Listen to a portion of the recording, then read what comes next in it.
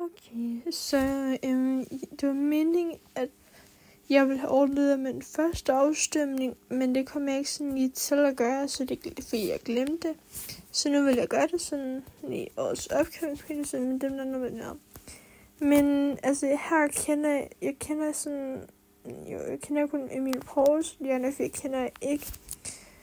Så altså, der er jo godt meget andet at gøre, end at jeg bare sådan, kan trykke, jeg ved det ikke, fordi altså, Emil Poulsen er den eneste, jeg sådan ser, eller jeg kan ikke ser, men jeg kender ham, så det bliver bare, jeg ved det ikke. Så ja, det var lidt vildt. Og så er der jo så, ikke til det, jeg lige kom til at gøre der. Årets collab.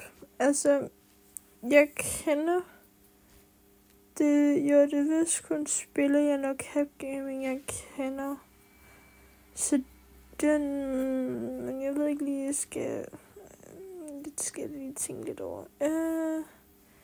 Altså, jeg kender jo kun spiller Jan og Cap Gaming, som jeg lige har sagt, så den ved jeg faktisk, det skal ikke lige hæppe, jeg vil vælge. Jeg tror faktisk, jeg ved det ikke, fordi, det ved jeg ikke helt.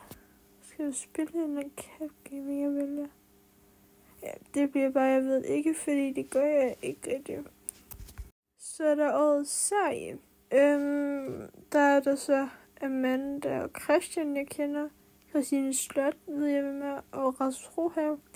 Men jeg vil nok vælge Amanda og Christian, fordi altså, jeg har set nogle der videoer, men Rasmus Rohave og Christine Slot, dem ser jeg ikke. Så dem vil jeg jo nok give til Amanda og Christian, fordi altså, de er gode til at lave de der afløbeskeder videoer, som jeg synes faktisk, der er ret godt, at de kan lave sådan noget, så den vil jeg vælge Amanda og Christian på. Så det var den. Så det er årets gamer. Der er der så Johnny Gade, Super Pink, Kitty, Cap Gaming, Dudex og Shitty MC på. Jeg vil jo nok sådan, altså, jeg ved om Johnny Gade er, jeg ved om Cap Gaming er, Super Pink og Kitty ved jeg ikke hvem er. Dudex og Shitty MC ser jeg deres videoer, så den tror jeg faktisk, jeg vil gå med Shitty MC, fordi, og det ved jeg faktisk ikke lige hvorfor.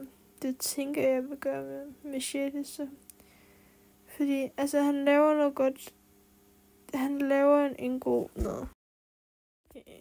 Så årets univers. Her vil jeg så tage Maker by Mikkel, fordi, altså, det er den eneste, jeg sådan ser, så det bliver Maker by Mikkel. Så er der årets mesterværk. Der er der også Rådhave, med Mathilde Olsen, Brolia, Anna Brøger, og så Tobi og Camilla. Altså, jeg ved, hvem Rasmus Brohave er, Mathilde Olsen, jeg kan ved ikke, hvem alle sammen er. Men jeg vil nok give den her til Tobi og Camilla, fordi altså, det er nok dem, jeg ser allermest. Eller Brunel ser ikke ret meget, men Tobi og Camilla, deres video jeg begyndt at se, så den vil jeg faktisk give til dem. Fordi det gør også godt content til det, vil jeg mene, det der årets TikToker. Ja, altså der kender jeg faktisk ingen af dem, så den er faktisk meget let. Det er jo bare, jeg ved det ikke, fordi det gør jeg jo ikke rigtig. Så der er årets Instagrammer. Her er der jo så Josefine Simone Dahl og Melissa Benson, jeg kun kender. Men den vil jeg nok give til Josefine Simone Dahl, fordi altså, jeg synes, hun giver virkelig et godt content, og jeg kan lide det. Så den vil jeg give til hende, for hun er ret god. Så er der årets YouTuber.